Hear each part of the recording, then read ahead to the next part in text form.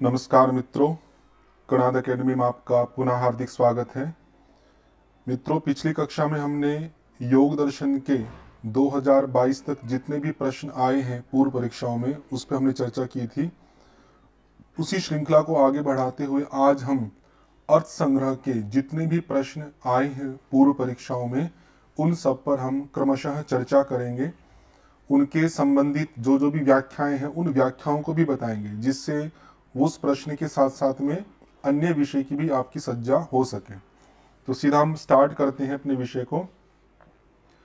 आपके जो अर्थ संग्रह के प्रश्न स्टार्ट हुए हैं वो आपके जून 2013 से हुए हैं। वो प्रश्न है आपका, अंगानाम क्रम बोध को विधि वर्तते। अंगों के क्रम का बोध कराने वाली जो विधि है वो कौन सी है आपकी? तो आपकी प्रयोग विधि होती है।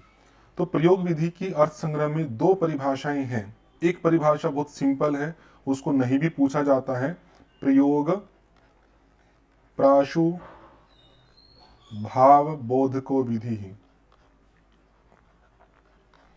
ये इसलिए नहीं पूछते हैं कि इसमें प्रयोग शब्द का ही प्रयोग किया हुआ है, तो कोई कंफ्यूजन नहीं बनता है कि प्रयोग विधि का प्रयोग शब्द प्रयोग हो गया तो इससे हमें पता लग जाएगा कि ये इसी का आंसर है।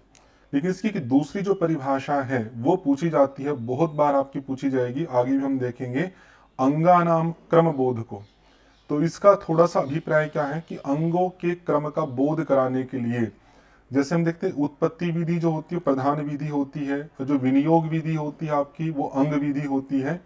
लेकिन जो प्रयोग विधि है, ये जो अंग वाक्य है आपके, उन अंग वाक्यों को जोड़कर उनकी एक वाक्यता का निर्माण करता है ये, जिसको महावाक्य भी आप कह सकते हैं। तो उस एक वाक्यता को लेकर ही पाठ लिखा गया है कि अंगों के क्रम का बोध कराने वाली विधि, कि किस किस क्रम में हम अंग वाक्यों का इन याज्ञिक प्रक्रिया में प्रयोग कर सकते हैं, वो सब पाठ आपका बताया जाता है। जैसे दर्श पौर्णमासाभ्याम यजेत, समिधो यजति या इडो यजति, इन सबको मिला के एक वाक्यता बना दे, इस प्रकार का जो पाठ आएगा। इसमें ध्यान रखना आपको कि ये परिभाषा काफी बार आपकी पूछी जाती है। अन्य के बारे में हम देखें तो आप देखिए विनियोग विधि। तो आपकी जो विधि होती है वो चार प्रकार की होती है। एक होती उत्पत्ति विधि, ठीक है, उत्पत्ति विधि हो गई। एक विनियोग विधि हो गई, एक आपकी प्रयोग विधि हो गई, एक अधिकारी विधि हो गई। ये चार आपकी विधि होती है जिनके बारे में बार बार आपसे प्रश्न आते हैं। तो विनियोग विधि एक विधि का पार्ट है आपका, विनियोग विधि। और जो नियम और परिसंख्या है, ये वेद के जो 5 भाग आते हैं, फिर विधि मंत्र निषेध नामधेय अर्थवाद, तो मंत्र के अंतर्गत आपकी 3 चीजें आती हैं, विधि नियम और परिसंख्या। वहां से इन्होंने विषय उठाया हुआ मंत्र वाले पार्ट से। ये जैसे जैसे आगे आएगा हम थोड़ा पढ़ लेंगे कि नियम क्या होता है, परिसंख्या क्या होता है। अभी केवल प्रसंग मैं आपको बता रहा हूं कि कहां से उठाया गया है। तो प्रसंग जो हमारा था प्रश्न का, वो तो अंगानाम क्रम बोध को था। उस आधार पर आपको ऑप्शन बन जाएगा प्रयोग विधि। अगला प्रश्न देखिएगा, अधोनिर्दिष्टेषु कुत्र गुणवादो दृश्यते, कि इनमें से कहां पर गुणवाद आपका देखा जाता है। तो ये गुणवाद का प्रकरण भी बहुत आता है, ये संबंधित आपके अर्थवाद से। तो अर्थवाद की परिभाषा आती है, प्राशस्त्य निंदा अन्यतर पर वाक्यम अर्थवाद। जहां पे प्राशस्त्य कथन हो, प्राशस्त्य या निंदा, इनमें से कोई एक प्रकार का जो वाक्य होता है, प्राशस्त्य परक वाक्य हो या निंदा परक वाक्य हो, उन वाक्यों को अर्थवाद वाक्य कहा जाता है। एक तो पाठ ये परिभाषा के रूप में आया, प्राशस्त्य निंदान्यतर पर वाक्यम अर्थवाद है। उसके बाद में आपके आते हैं वहां पे अर्थवाद के भेद, जो कि मोस्ट इंपॉर्टेंट है। मैं आपके सामने रख रहा हूं, उनको थोड़ा थोड़ा करके आप उनको समझिएगा। तो अर्थवाद के आपके 3 भेद आते हैं, वो तीनों भेदों को मैं आपके सामने प्रस्तुत कर रहा हूं। एक तो होता है आपका गुणवाद, गुणवाद हो गया आपका। दूसरा होता है आपका अनुवाद, और तीसरा होता है आपका भूतार्थवाद, भूतार्थवाद। जो गुणवाद होता है वो विरोध होने पर होता है, जब कोई कथन का साक्षात या प्रत्यक्ष से विरोध हो रहा हो तो वो गुणवाद होता है। अनुवाद है अवधारित, अवधारित मतलब जिस अर्थ का अवधारण निश्चय आपका प्रमाणांतर से हो चुका है, फिर पुनः आप उसको कह रहे हो, तो ये अनुवाद हो गया। और भूतार्थवाद होता है तदहानात। तदहानात का अर्थ क्या मैं आगे बता दूंगा आपको। तदहानात तो हल्का हल्का देखिए, गुणवाद क्या हो, विरोध के अंदर होगा। तो विरोध का पार्ट है का कि प्रत्यक्ष आदि प्रमाणों से जो विषय आपको ज्ञात हो रहा है उससे विपरीत यदि बात कही जाए वो विरोध होगी आपकी, तो उस विरोध में गुणवाद नाम का अर्थवाद होता है। जैसे उदाहरण आपको जो दिया जाता है वो आदित्यो यूपः, ये गुणवाद का उदाहरण है। मैं अच्छे से बता रहा हूं, इसमें गलत नहीं होना चाहिए आपका प्रश्न, आपको क्लास में पढ़ाया गया था। तो आदित्य यूपः, तो आदित्य यूप में क्या है, आदित्य तो सूर्य हो गया, यूप एक स्तंभ एक खंबा हो गया, कि आदित्य को सूर्य को यहाँ पे खंबा कहा। लेकिन प्रत्यक्षादि प्रमाणों से हम देखते हैं कि आदित्य अलग है खंबा अलग है, लेकिन यहाँ दोनों को एक कह रहे हैं। यही आपका विरोध हो गया, प्रत्यक्षादि प्रमाणों से इस कथन का विरोध हो गया। फिर लक्षणा से यहाँ पे क्या लेते हैं, आदित्य के समान उज्ज्वलत्व इत्यादि गुणों से युक्त आपका ये स्तंभ है। वो व्याख्या आपसे नहीं पूछते, हल्का सा केवल समझने के लिए आपको ध्यान रख रहा है।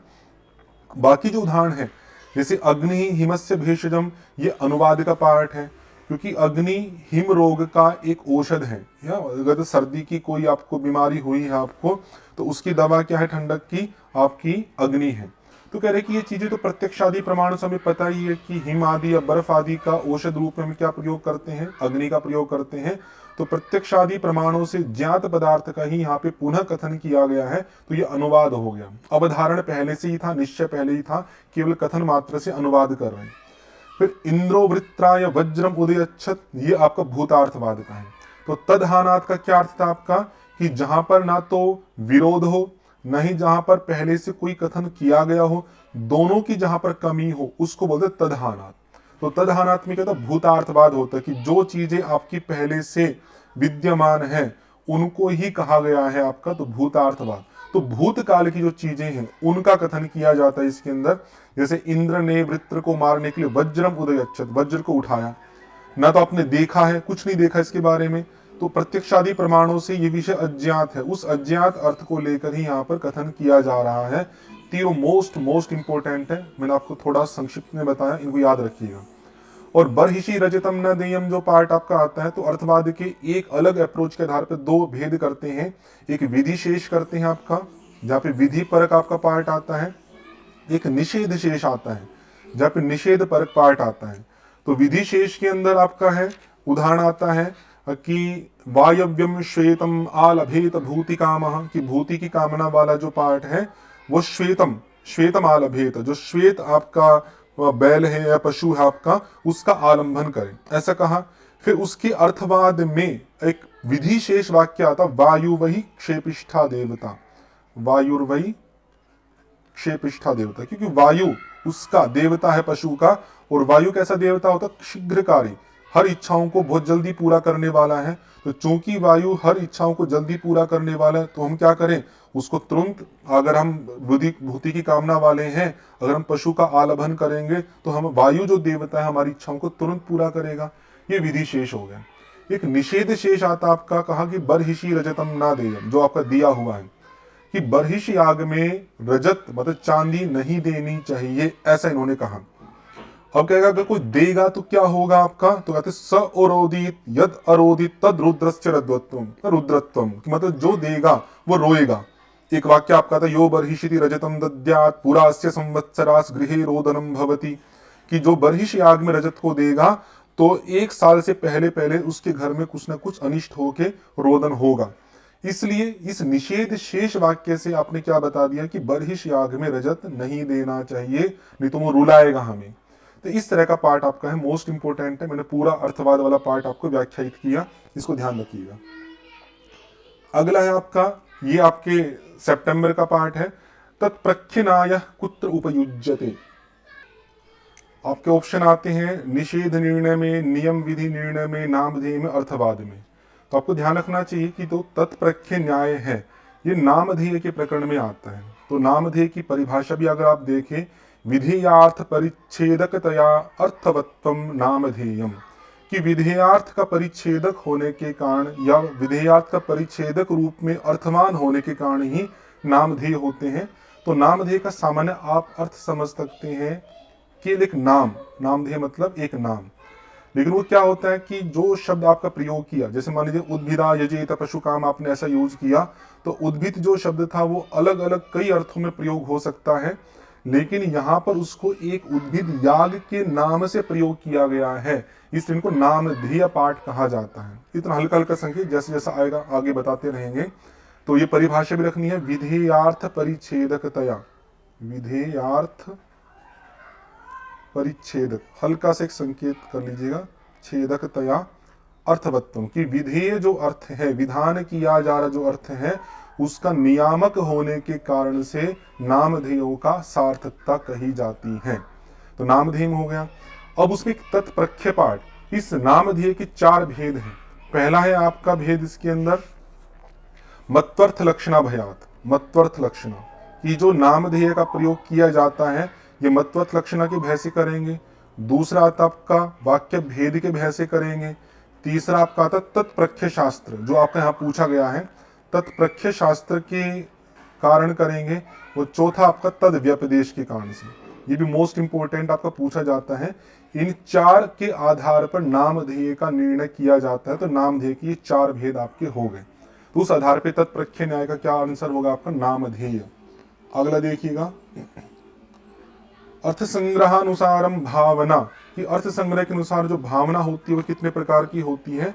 तो भावना आपकी 2 प्रकार की होती है। भावना के संदर्भ में देखेंगे कि काफी प्रश्न आपके आते रहते हैं और प्रारंभ में ही भावना का पार्ट आता है। तो द्विविधा 2 प्रकार की होती है, एक शाब्दी भावना होती है आपकी, और एक होती है आपकी आर्थी भावना। 2 तरह से रखते हैं, शाब्दी भावना और आर्थी भावना। बाकी पार्ट आपके यहाँ पे गलत दिए गए हैं।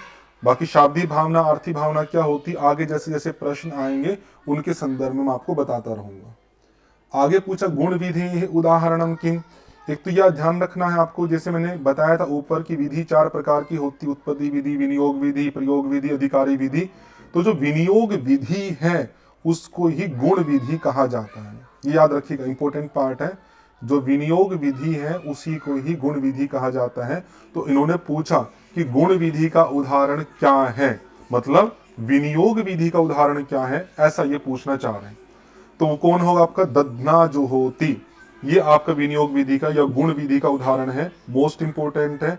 वहां पे वैसे 2 उदाहरण आते हैं आपकी विनियोग विधि के, एक तो दधना जो होती आ गया आपका, फिर दध्नेन्द्रिय कामस्य जुहुयात, ऐसा भी एक पार्ट आता है कि इंद्रिय की कामना वाला जो व्यक्ति है वो दधी के द्वारा होम करे। तो दोनों का एक ही पार्ट है। अगर मान लीजिए दधना जो होती आ गया तब भी आपको वही करना है, या दधना जो होती ना आके दध्नेन्द्रिय कामस्य जुहुयात आ जाता है तब भी आपको उसी प्रकार का पार्ट करना है, उसमें कोई संशय नहीं होना चाहिए। दधना इंद्रिय कामस्य, फिर गुण संधि होके दध्नेन्द्रिय कामस्य हो गया कामस्य जुहुयात। तो दधी दधी वाला याद रखो, जहां भी दधी आएगा आपका उस दधी के आधार पर आप क्या कर सकते हो, गुण विधि या विनियोग विधि कर सकते हो। बाकी अग्निहोत्रम जो होती है उत्पत्ति विधि का उदाहरण आपका याद रखिएगा। और सोमेन यजेत, मोस्ट इंपोर्टेंट, ये विशिष्ट विधि का उदाहरण है। आगे जैसे जैसे आएगा तो विशिष्ट विधि क्या होती है मैं आपको स्पष्ट कर दूंगा। ये विशिष्ट विधि का उदाहरण है। समिधो यजति, ये विनियोग विधि के जो सहकारी प्रमाण इत्यादि आगे आएंगे, या प्रयोग विधि आदि में कुछ चीजें आएंगी, वहां पर आपका यूज होता है। ये सामान्यतः विधियों के साथ में नहीं आता है।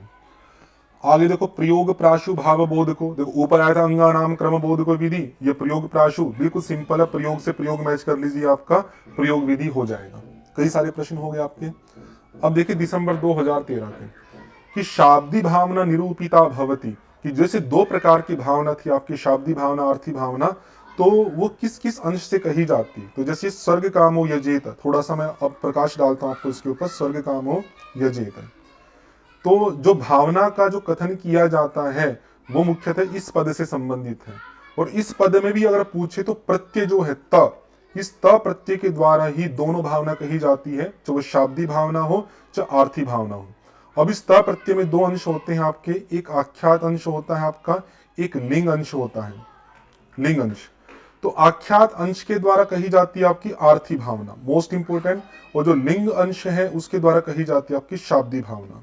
बस वही पार्ट इन्होंने पूछा था कि शाब्दी भावना निरूपिता भवती लिंगत्वांशेन, लिंग तो जो अंश है उसके द्वारा आपकी शाब्दी भावना कही जाती है। ये मैंने थोड़ा सा आपको बताया। आगे पूछा अर्थ संग्रहम अनुसृत्य यागो नाम, तो इसमें आपको अर्थ संग्रह के अनुसार याग की परिभाषा बतानी है। तो आपके दो वर्ड होते हैं, एक याग होता है, एक होम होता है। होम के लिए जुहोती इस प्रकार के वर्ड आपको मिलेंगे, जुहुयात मिलेंगे, और याग के लिए यजीत यजते इस प्रकार के वर्ड मिलेंगे। तो सामान्य भाषा में तो हम दोनों को एक ही मानते हैं, लेकिन यहाँ पे क्या है, जब द्रव्य का त्याग किया जाता है वो याग है, जब द्रव्य का प्रक्षेप किया जाता है वो आपका होम है। तो यहाँ पे याग पूछा है तो देवतोद्देश्येन द्रव्य त्याग याग, इस प्रकार से आप इसको याद कर सकते हैं। और होम पूछते हैं तो वहां पे द्रव्य का प्रक्षेप किया जाता है। अगला प्रश्न देखिएगा, इसको ध्यान रखिएगा आप, कि परिसंख्या विधि ही दोषाः के। तो मैंने पहले भी प्रश्न आया था आपका कि तीन चीजें आती हैं आपकी मंत्र के संदर्भ में, उसी व्याख्या में। एक विधि आती है आपका, एक नियम आता है आपका, और एक परिसंख्या आती है। और तीनों के संदर्भ में लगातार आपके प्रश्न आते ही रहते हैं। तो जैसे जैसे प्रश्न आएगा तो उनकी व्याख्या मैं करूंगा। परिसंख्या को आप थोड़ा देखिएगा। परिसंख्या में वहां पर तीन दोष दिखाते हैं। तो पहले परिसंख्या का अगर अर्थ आप देखें तो परिसंख्या में क्या होता है कि कोई प्राप्ति भी नहीं होती, कोई नियम भी नहीं होता, मतलब कोई विधि भी नहीं, नियम भी नहीं। वहां होता है कि रागतः प्राप्ति पहले ही होती है, और उस प्राप्ति में कोई कथन होता है जो निवृत्ति पूर्वक होता है। इसमें ध्यान रखना, निवृत्ति परक। तो परिसंख्या में जब भी कथन होगा निवृत्ति, जैसे नाना साधन साध्य क्रियायाम एक साधन प्राप्तौ अप्राप्तस्य अपर साधनस्य प्रापको विधि ही नियम विधि, ये हो गया आपका।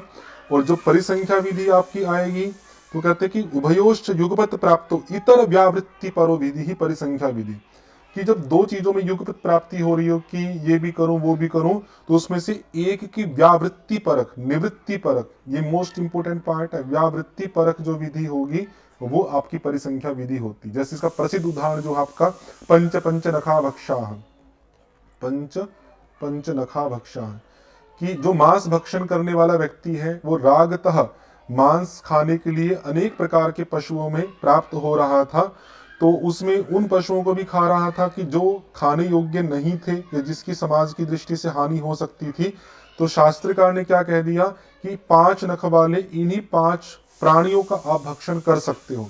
तो ये भक्षण करा नहीं रहे, भक्षण तो रागतः प्राप्त था, लेकिन इनका कथन करके अन्य जो आपके प्राणी थे उनकी व्यावृत्ति की जा रही, इसलिए कहा परिसंख्या जो कथन होता हमेशा व्यावृत्ति परक है। उभयोश्च युगपत प्राप्तौ इतर व्यावृत्ति परो विधि ही परिसंख्या विधि।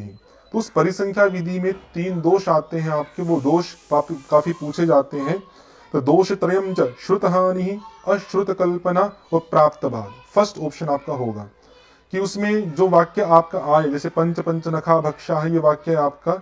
इस वाक्य में श्रुत क्या है कि 5 नख वाले 5 को खाओ, वो लेकिन वो नहीं खाने, तो उसको आपने हानि कर दी श्रुत की। तो अश्रुत प्रकल्पनम, जो यहाँ पे सुना नहीं जा रहा है, व्यावृत्ति वाला की अन्य को नहीं खाना है, उसकी कल्पना करनी पड़ती। इस प्रकार से आपका यहाँ पे दोष 3 दिखाए जाते हैं। और प्राप्तवाद के अंदर क्या होगा कि अन्य जो इस वाक्य से अन्य जिन जिन प्राणियों का भक्षण हो सकता था, जो रागतः प्राप्त था, उसका भी बाध कर दिया जाता है। तो उनकी व्याख्या तो नहीं आती, आपको नाम रखने हैं कि परिसंख्या में कितने दोष है, 3 दोष है। कौन कौन दोष है? श्रुत हानि, अश्रुत की कल्पना और प्राप्त का भाग। बाकी जो पार्ट आपके कोई भी उपयोगी नहीं, यहाँ पे उनको आप छोड़ सकते हैं। अगला प्रश्न देखिए, आपको जून 2014 के जो आए हैं, अर्थ संग्रहे विशिष्ट विधि ही उदाहरणम अस्ति। अभी आपको बताया था आपको अलग अलग जो कि विशिष्ट विधि के उदाहरण पूछे जाते, सोमेन यजेत।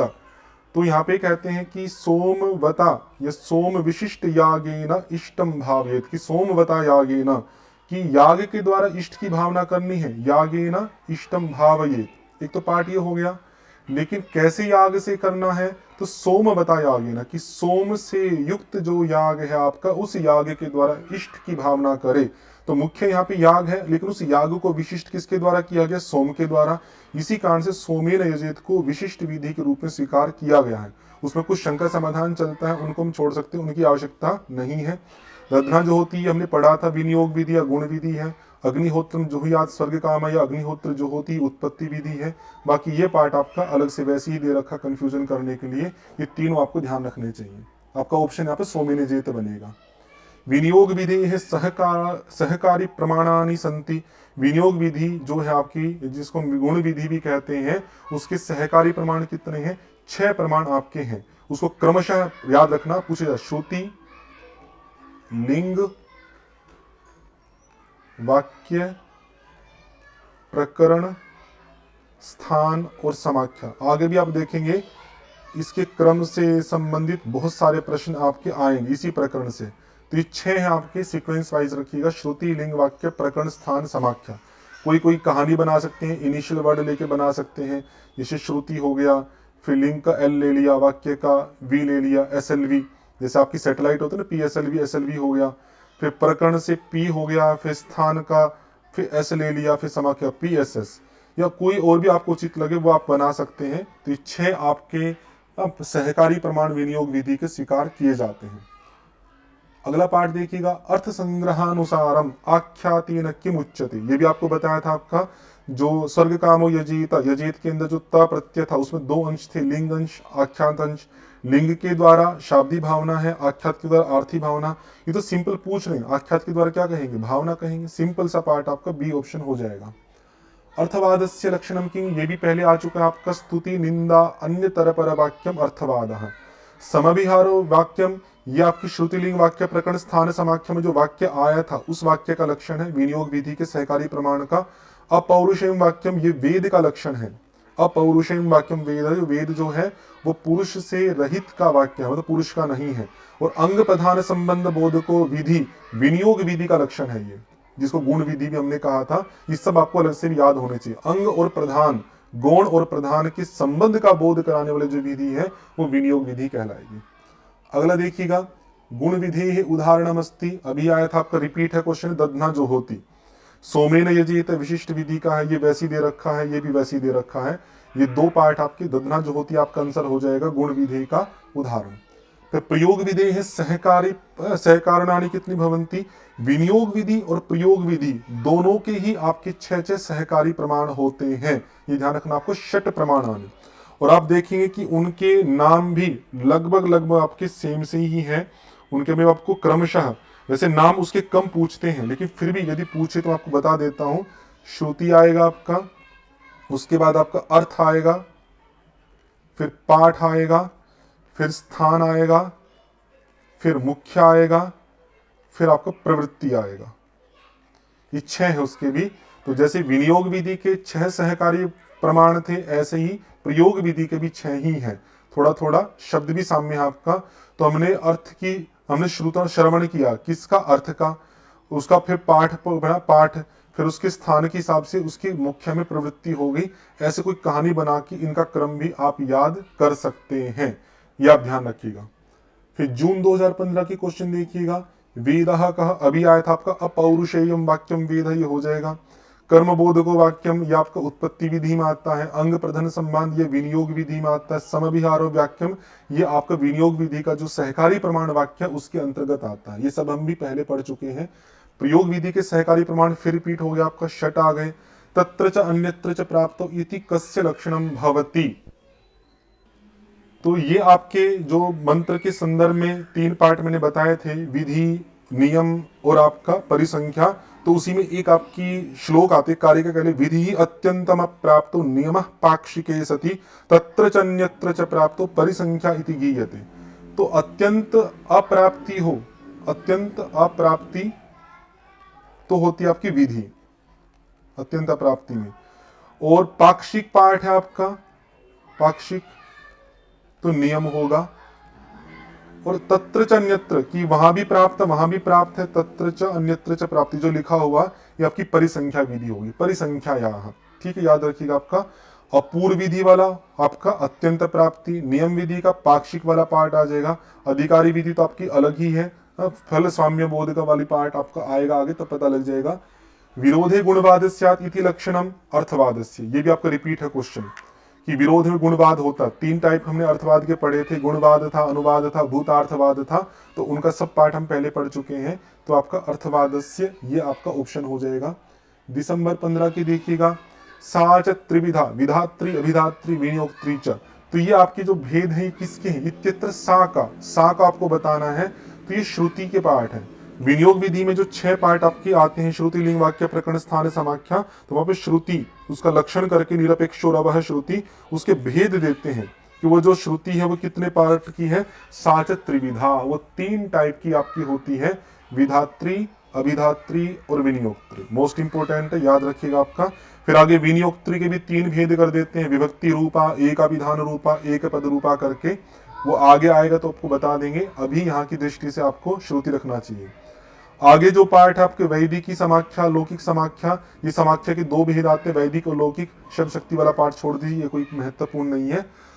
अगला देखिएगा, अर्थ संग्रहानुसारम शाब्दी भावना इत्यनेन कह अभिप्राय। तो आर्थिक भावना और शाब्दी भावना, इन दोनों के लक्षण भी आपके आते हैं, दोनों मोस्ट इंपोर्टेंट आपके। तो भावना का भी लक्षण मैं आपको बता देता हूं, और फिर आपका शाब्दी भावना और आर्थिक भावना, इन दोनों का लक्षण भी मैं आपको बता देता हूं। भावना का लक्षण है भवितु भवनानुकूल भावयितु व्यापार विशेषः। ठीक है, भावना भवितु भवनानुकूलः भावयितु व्यापार विशेषः, ये भावना कॉमन करके लक्षण हो जाएगा आपका भावना का। शाब्दी भावना का दे रखा पुरुष प्रवृत्ति अनुकूल भावयितु व्यापार विशेष, पुरुष की प्रवृत्ति के अनुकूल भावयिता का जो व्यापार विशेष है, क्रिया विशेष है, उसको शाब्दी भावना बोलेंगे। और जो आर्थिक भावना का लक्षण है ये वाला, प्रयोजन इच्छा जनित क्रिया विषय व्यापार, प्रयोजन की इच्छा से उत्पन्न जो क्रिया विषय के व्यापार है, वो आपका आर्थिक भावना कहलाता है। तो दोनों के लक्षण बार बार पूछे जाते हैं, याद रखिएगा। ये शाब्दी भावना का हो जाएगा, ये आपका आर्थिक भावना का। फिर अर्थ संग्रहानुसारम विधि चतुर्विधा, उत्पत्ति विधि, विनियोग विधि, अधिकारी विधि, ये भी हम बता चुके, रिपीट आपका प्रयोग विधि। तो 3 तो इन्होंने दे दिए, चौथा आपको बताना था, प्रयोग विधि आपकी हो जाएगी। नियम विधि अलग चीज है, यज्ञ विधि कोई है ही नहीं, परिसंख्या विधि अलग है। तो नियम परिसंख्या और विधि वाला पार्ट तो हम अलग से पढ़ ही चुके हैं, कई बार आपका प्रश्न आया ही है। यहाँ पे प्रयोग विधि आपका ऑप्शन होगा। जून 2016 के क्वेश्चन देखिएगा, अथा तो धर्म जिज्ञासा इति जैमिनीय सूत्रे वेदाध्ययनस्य दृष्टार्थत्वं को ब्रूते। तो अथा तो धर्म जिज्ञासा आप देखेंगे, अथ अतः इन दोनों के अलग अलग अर्थ करते हैं।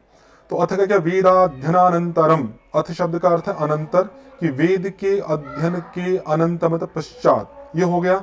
फिर अतः जो शब्द आता है, कि फिर कहते हैं कि ये जो वेद का अध्ययन है दृष्ट प्रयोजन वाला है, इसी कारण से, इस हेतु से कहते हैं आपका कि वेदाध्ययन से दृष्टार्थत्व जो है आपका, कि वेद का जो अध्ययन है वो दृष्ट अर्थ मतलब प्रयोजन वाला है। इस हेतु से क्या करते हैं आपका, धर्म जिज्ञासा क्रियते, धर्म की जिज्ञासा की जा रही है।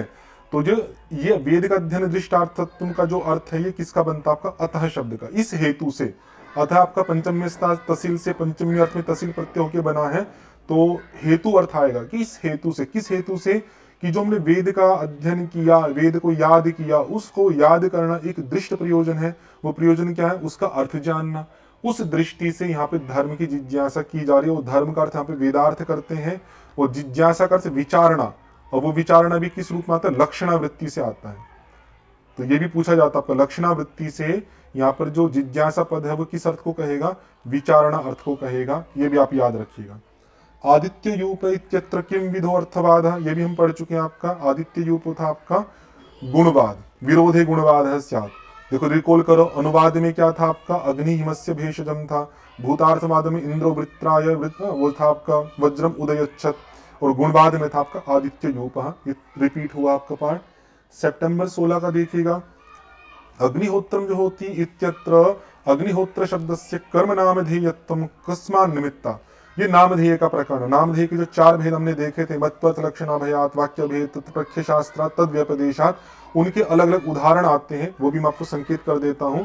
तो यहाँ पे जो अग्निहोत्रम जो होती वाला पाठ कहा गया है, ये आपका तत्प्रख्य शास्त्रार्थ के कारण होता है। तो तत्प्रख्य शास्त्र का अभिप्राय वहां पे क्या है, कि वहां पे बताया था आपका कि नामधेय में नामकरण होता है, कि इस अग्निहोत्र का, या अग्नि और होत्र, इसके अंदर जो 2 अर्थ किए जाते हैं आपके, मैं ज्यादा व्याख्या नहीं करूंगा, कठिन हो जाएगा उससे, तो उनका कथन, उसका प्रख्यापन करने वाला शास्त्र अलग से विद्यमान है।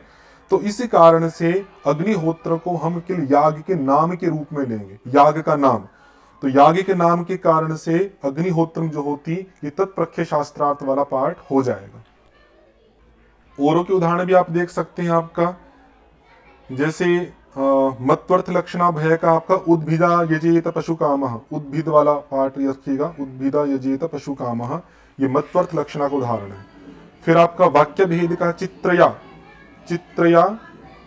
यजेत पशु कामः, ये चित्र वाला पार्ट इसके अंदर आ जाएगा। तत्प्रख्य का आपको बता ही दिया, अग्निहोत्रम जो होती, और तद व्यपदेश में है शेनेनाभिचरण यजेत, शेन वाला पार्ट इसके अंदर आपका आ जाएगा। शेन आपके बाज पक्षी को कहा जाता है, शेनेनाभिचरण यजेत।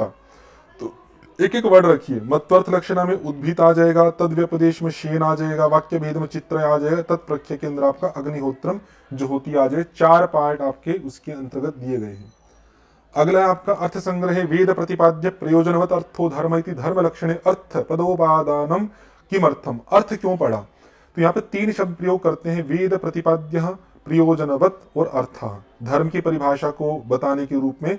फिर इनका प्रत्युदाहरण भी दिया। वेद प्रतिपाद्य क्यों कहा आपका कि भोजनादो अतिव्याप्ति वारणाय, ये वेद प्रतिपाद्य का हो जाएगा। प्रयोजनवत क्यों कहा आपका कि प्रयोजने अतिव्याप्ति वारणाय, ये इसका पार्ट आ जाएगा। और अर्थ क्यों कहा, अनर्थ वाले जो शेन आदि है उनकी व्याप्ति हटाने के लिए। तो अर्थ का पूछा इन्होंने, तो थर्ड ऑप्शन आपका बन जाएगा कि अनर्थ फल वाला जो शेन आदि याग है उसमें अतिव्याप्ति ना हो, उनको हम धर्म ना मान ले, उनका निवारण करने के लिए सूत्र के अंदर आपका अर्थ पढ़ा हुआ है। उत्पत्ति विधि का उच्चते, ये भी आपका आ चुका है। कर्म स्वरूप मात्र बोध को विधि ही उत्पत्ति विधि, ये जो कर्म के स्वरूप मात्र का बोध कराएगी उत्पत्ति विधि है। प्रयोग प्राशु आ चुका प्रयोग विधि के अंदर। अंग प्रधान संबंध ये भी आ चुका विनियोग विधि, गुण विधि वाले में आ चुका है आपका। वो कर्मजन्य फल स्वाम्य बोध को ये अधिकारी विधि का है। तो कर्म से जन्य जो फल है उसके स्वामित्व का बोध कराने वाली जो विधि है वो आपकी अधिकारी विधि कहलाएगी। जनवरी के देखिएगा आपका अर्थ संग्रह, वेद प्रतिपाद्य प्रयोजनवत अर्थो धर्म लक्षण, वेद प्रतिपाद्य बिल्कुल रिपीट हो गया आपका, अलग से है कि वेद प्रतिपाद्य क्यों होगा, भोजनादो अतिव्याप्ति वारणाय, बाकी सब हम पढ़ चुके हैं। शाब्दी भावनायाः साध्यम किम भवति, अब आपका भावना के संदर्भ में थोड़ा और देखिएगा कि 2 प्रकार की भावना थी आपकी, शाब्दी भावना और आर्थी भावना। इनके 3 अंग होते हैं, साध्य, साधन और इति कर्तव्यता।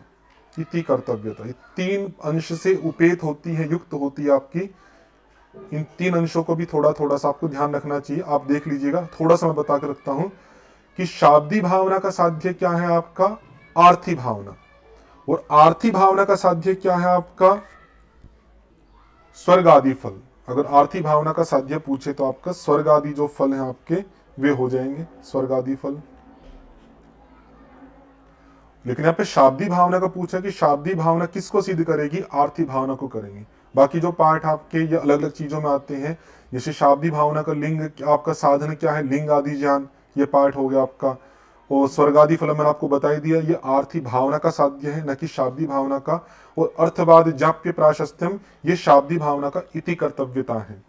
तो थोड़ा और बड़ा विषय है, मैं सारा नहीं बताऊंगा यहाँ पे, आप उनको देख लीजिएगा। बस एक हल्का संकेत कर दिया, साध्य साधन और इति कर्तव्यता के रूप में आपको ध्यान रखना चाहिए।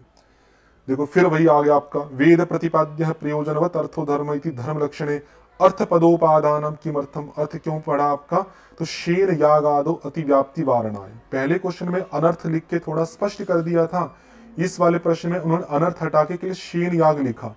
तो वही पार्ट होगा, शेन याग आदि अनिष्ट करने के लिए किए जाते हैं, दूसरे की हानि करने के लिए, तो उनको भी हम धर्म न कह दें, इसलिए अर्थ शब्द का प्रयोग यहाँ पर किया गया है। फिर दिसंबर 18 का है आपका अर्थ संग्रह रीत्या शाब्दी भावनाया लक्षणम किम, रिपीट है आपका। भवितु भावनानुकूल भावितु, ये सामान्य भावना का लक्षण है। प्रयोजन इच्छा, ये आर्थी भावना का लक्षण है आपका। और पुरुष प्रवृत्ति अनुकूल, ये है आपका शाब्दी भावना का लक्षण, जो कि पहले भी आ चुका है। फिर व्रीहीन अवहंति इति कस्य विधि ही उदाहरणम अर्थ संग्रह दिशा। तो वो 3 पार्ट जो आपके आए थे, कौन कौन से आए थे, मंत्र वाले पार्ट में विधि, नियम और परिसंख्या। तो परिसंख्या का तो उदाहरण मैंने आपको बता दिया था, पंच पंचनखा भक्षाः, विधि और नियम का और देखिएगा। तो वहां पे विधि के अंदर क्या आता है आपका, अग्निहोत्रम जोहोति आदि जो पार्ट है ये आपकी विधि के रूप में आ जाएंगे। लेकिन नियम का जो पार्ट आपका आता है वो है व्रीहीन अवहंति। व्रीहीन अवहंति की व्रीहि का अवहनन करता है, वो पार्ट आपका आ जाएगा। तो नियम में आएगा व्रीहीन अवहंति, ये आपका। और ऑप्शन देखे तो आपका नियम विधेय है, ये ऑप्शन आपका हो जाएगा। बाकी आर्थी परिसंख्या, श्रोति परिसंख्या, आपकी परिसंख्या के भी 2 भेद होते हैं। एक होती है आपकी श्रौती परिसंख्या, एक आपकी आर्थी परिसंख्या। तो जो आपकी श्रौती है उसका उदाहरण अलग है, अत्र ही एव अवपंती, अत्र हेवावपंती, ये उदाहरण उसका हो सकता है, कभी पूछ ले, याद रखिएगा। आर्थी का वही है आपका पंच पंच नखा भक्षा, ये आपका आर्थी परिसंख्या का है। नियम विधि का मैंने आपको बता ही दिया, और अपूर्व विधि का अग्निहोत्रम जो होती है, यजेत स्वर्ग काम इत्यादि जो है, ये अपूर्व विधि के हो जाएंगे। ठीक है, व्रीहि नवंती आपका नियम का आपको हो जाएगा। जून के 2019 के हैं, कर्मकांडस्य प्रधानता कस्मिन् दर्शने प्रतिपाद्यते, सामान्य पाठ आपका। तो मीमांसा दर्शन के अंदर कर्मकांड की प्रधानता है। कर्मकांड विषय की उदाहरण आपके दिए गए हैं, तो ये कॉमन सेंस का क्वेश्चन था आपका। अगला है श्लोक वार्तिकम, कस्य ग्रंथस्य कस्य दर्शनस्य ग्रंथो अस्ति। तो श्लोक वार्तिक कुमारिल भट्ट का मीमांसा के ऊपर एक विस्तृत ग्रंथ है आपका विशेष। तो चूंकि कुमारिल भट्ट मीमांसा दर्शन से संबंधित है, तो मीमांसा दर्शन का आपका ये हो जाएगा। ये भी सामान्य प्रश्न था। उद्भिदा जजेत पशु काम, ऊपर मैं बता ही चुका हूं आपका कि नामधेय के अंदर अलग अलग प्रसंग आपके आते हैं। वो आपका मत्वर्थ लक्षणाभयात है, वाक्य भेद भयात है, तत्प्रख्य शास्त्र, तद व्यपदेश में शेन वाला आ गया था, तत्प्रख्य के अंदर आपका अग्निहोत्र वाला आ गया था, वाक्य भेद में चित्र आ गया था, और मत्वर्थ लक्षणाभयात में आपका उद्भिदा यजेत पशु काम, ये पहले बताया, वहीं से आप इसको पक्का कर लीजिएगा। भावनायाम लिंगादि ज्ञानम करणम भवती। अब ये थोड़ा सा कठिन क्वेश्चन पूछा इन्होंने कि जो शाब्दी भावना है, दो भावना थी हमारी, थोड़ा सा व्याख्या करता हूं। शाब्दी भावना, उस शाब्दी भावना का 3 पार्ट थे, साध्य, साधन और इति कर्तव्यता। तो मैंने बताया था उसका साधन क्या है आपका, शाब्दी भावना का लिंग आदि ज्ञान। लिंग आदि ज्ञान आपका जो है ये साधन है। लेकिन इस साधन है ये किस प्रकार से, उस साधन को बताने के लिए वहां पे चर्चा चलती है कि किस तरह से साधन बनेगा। तो उसके बारे में भी कभी कभी कठिन प्रश्न आ जाता है, तो थोड़ा सा मैं आपको उसकी व्याख्या कर रहा हूं। तो वहां पे कहते हैं कि ये जो लिंग आदि ज्ञान है ये शाब्दी भावना का उत्पादक नहीं है, उत्पादक नहीं है। पहले तो ये निषेध किया। तो क्या है, तो पहला मत रखा भावना ज्ञापकत्व है, भावना ज्ञापकत्वेन, इस भावना को प्रकट करता है, उत्पादन नहीं करता, ज्ञापक है उसका। या उत्पादक ही अर्थ मानो आप, तो क्या बनेगा आपका शब्द भावना भाव्य निर्वर्तकत्वेन वा। तो इसका अर्थ क्या है, शब्द भावना मतलब शाब्दी भावना, उस शाब्दी भावना का जो भाव्य है, शाब्दी भावना का भाव्य है साध्य क्या आपका आर्थी भावना, उस आर्थी भावना का निर्वर्तक है, मतलब उत्पादक है। यदि ज्ञापक मानते हो तो शाब्दी भावना का ज्ञापक बनेगा, यदि उत्पादक या निर्वर्तक मानते हो तो शाब्दी भावना का भाव्य जो आर्थी भावना है उसका निर्वर्तक बनेगा। तो यहाँ पर ऑप्शन है आपका 4th, कठिन प्रश्न है आपका, थोड़ा सा ध्यान रखिएगा। बाकी सब गलत है। शाब्दी भावना का निर्वर्तक गलत, भावना का उत्पादक गलत, आर्थी भावना का उत्पादक ये भी गलत है, क्योंकि पूरा अर्थ क्या है, शाब्दी भावना का भाव्य जो आर्थी भावना है। बस सेंस तो यही निकल रहा है, लेकिन पंक्ति पे आपको देखना, मूल में जो पंक्ति दी गई है आपकी वही है कि भावना ज्ञापकत्वेन शब्द भावना भाव्य निर्वर्तकत्वेन वा। तो यही पंक्ति आपको यहां पर ढूंढनी थी, ये आपका आंसर हो जाएगा।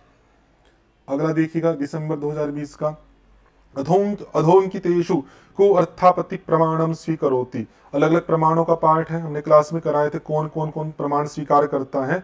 तो यहाँ पर मीमांसा जो दर्शन है आपका वो अर्थापत्ति को भी प्रमाण के रूप में स्वीकार स्वतंत्र रूप से करता है, अंतर्भाव नहीं करता है। वेदानाम अपौरुषेयत्वम अधोंकितेषु कुत्र वर्णितम मीमांसा दर्शने, अभी ऊपर आया था अपौरुषेयम वाक्यम वेदः, तो ये आपका मीमांसा दर्शन हो जाएगा। अर्थ संग्रह दिशा विधि गतिविधा, ये भी कई बार आ चुका है। विधि 4 प्रकार की होती है, उत्पत्ति विधि, विनियोग विधि, प्रयोग विधि और अधिकारी विधि, ये भी हम पहले ही पढ़ चुके। देखो प्रश्न रिपीट हो रहे हैं। और दिसंबर में फिर आपका 21 का आया, अर्थ संग्रहे कतिधा वेद उच्यते, वेद पंचविधा, वेद आपका 5 प्रकार का है, आपका पांचों का नाम याद रखेगा, विधि, मंत्र, नामधेय, निषेध और अर्थवाद, ये 5 पार्ट आपके वेद के। तो वेदों के 5 भाग इस रूप में आपके स्वीकार किए जाते हैं। अगला ऑप्शन, अगला प्रश्न देखिएगा,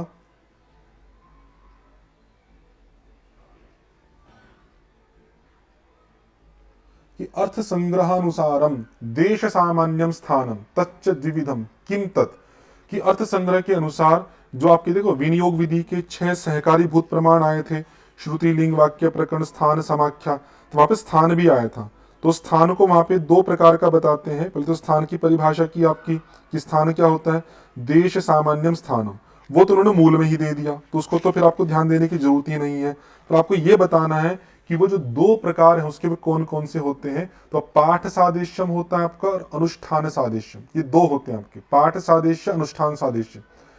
फिर अनुष्ठान जो सादृश्य है, सॉरी जो पाठ सादृश्य है वो भी दो प्रकार का होता है, वो भी ध्यान रखिएगा, यथा संख्या पाठ और सन्निधि पाठ। सन्निधि पाठ को भी हो सकता है कि पाठ सादृश्य के भेद कौन कौन से पूछ लें आपसे, तो यथा संख्या पाठ सन्निधि पाठश्च इति। तो यहाँ पे जो यथा संख्या सादृश्यम दिया है ये डायरेक्ट स्थान का पाठ नहीं है, स्थान के तो दो करते हैं पहले, डायरेक्ट पाठ सादृश्यम और अनुष्ठान सादृश्यम। यथा संख्या तो पाठ के अंतर्गत आएगा, इसलिए आपका ए और बी का जो जोड़ा बनेगा, ए और बी मतलब फर्स्ट ऑप्शन आपका हो जाएगा ये वाला। अगला प्रश्न देखिए दिसंबर 2022 का, कि सिद्धांते वैश्वदेवीन यजीत इत्यत्र वैश्वदेव पदम याग नामधेयम अस्ति। यह प्रश्न थोड़ा सा कठिन है। कठिन क्यों है, क्योंकि नामधेय के जो प्रसिद्ध चार भेद हैं उन चार भेदों से अलग ये प्रश्न पूछा है। तो आपके अर्थ संग्रह में एक पंचम पार्ट भी दिया जाता है, उत्पत्ति शिष्ट गुण बलीयस्तम अपि पंचमम नामधेय निमित्तम इति केचित, ऐसी पंक्ति वहां पर आती है। तो कुछ आचार्यों के मत में एक पंचम निमित्त भी उन चार से अलग स्वीकार किया जाता है, वह उत्पत्ति शिष्ट गुण बलीयस्त्व, कि उत्पत्ति विधि से बोधित जो गुण है उस गुण के बलीयस्त्व के कारण से भी नामधेयत्व आपका स्वीकार किया जाता है। और वैश्वदेवी न यजीत वो आपका इसी का ही उदाहरण है।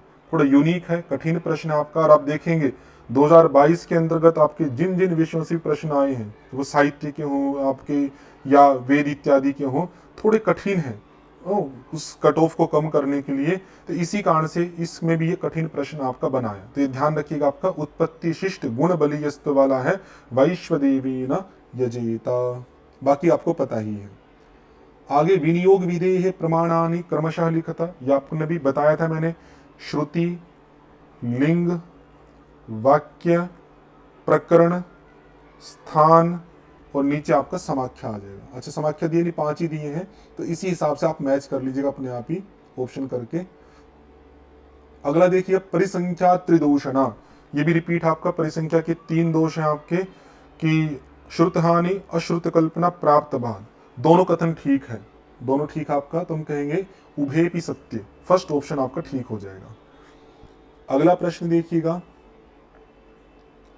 अधोलिखितम कथन द्वयमाश्रित्य समुचितम उत्तरम चिनुता, उत्पत्ति विधौ कर्मणः करणत्वेन अन्वयः, और दूसरी पंक्ति आपकी उत्पत्ति विधौ कर्मणः साध्यत्वेन अन्वयः। तो दोनों डिफरेंट पंक्ति में से कोई एक ही सही होगी, लेकिन आप एक सिद्धांत, ये भी कठिन क्वेश्चन है, आपको ध्यान रखना चाहिए कि वैसे तो व्याकरण इत्यादि शास्त्र के आधार पर आप देखो तो अग्निहोत्रम जुहोति इत्यादि जो उत्पत्ति विधि के वाक्य हैं, अग्निहोत्रम आपका कर्म है और कर्तुरीप्सितमम कर्म से कर्म क्रिया की दृष्टि से कर्ता को साध्यतम या इष्टतम होता है, क्रिया के द्वारा साध्य होता है। तो व्याकरणिक दृष्टि से जो आपका कर्म है वो आपका साध्य रूप से अन्वित होना चाहिए, लेकिन जो मीमांसक है आपके वे कहते हैं कि नहीं, जो कर्म होता है वो क्रिया के साथ में कर्ण रूप से अन्वित होता है। इसी कारण से जब वाक्यार्थ बोध किया जाता है तो अग्निहोत्र होमेन इष्टम भावयेत, होमेन ऐसे करके तृतीया विभक्ति आपकी साधन के रूप में की जाती है। तो पहला कथन ठीक है, दूसरा गलत है आपका, ये ध्यान रखिएगा। तो गया तो एक सत्य है परंतु दूसरा असत्य है, थर्ड ऑप्शन आपका हो जाएगा। तो ये मैंने आपके सामने अर्थ संग्रह के सारे क्वेश्चन 2022 तक 9 से लेकर मैंने रखे, और मुझे लगता है कि अगर आप इनको भी बहुत अच्छे से कर लोगे तो बहुत कम चांस आपके कि कोई अर्थ संग्रह का प्रश्न आपका गलत हो, कोई बहुत यूनिक ही पार्ट आ जाए जो इसमें नहीं दिया तो हो सकता है। फिर भी मैंने प्रयास किया है कि बहुत सारे विषयों को समाहित करने का, बहुत सारे प्रश्न रिपीट भी हो रहे हैं। तो चलो कोई कठिन प्रश्न आएगा तो अलग बात है, लेकिन अगर सामान्य प्रश्न आते हैं तो यदि इसको आप 2-4 बार देख के तैयार करते हैं तो ये आपका पक्का ठीक हो जाएगा। बाकी फिर भी कुछ आपको अस्पष्टता हो, कुछ पूछना हो तो कमेंट्स के माध्यम से पूछ सकते हैं। आपको ये वीडियो जो क्लासेस हम चला रहे हैं आपको कैसी लगी उसके बारे में भी आप बता सकते हैं। यदि आपको ये अच्छी लग रही है तो हमें थोड़ा उत्साह मिलेगा, हम आगे और भी ऐसी वीडियो आपके बनाने का प्रयास करेंगे। तो इस कक्षा में इतना ही रखते हैं। ओम शम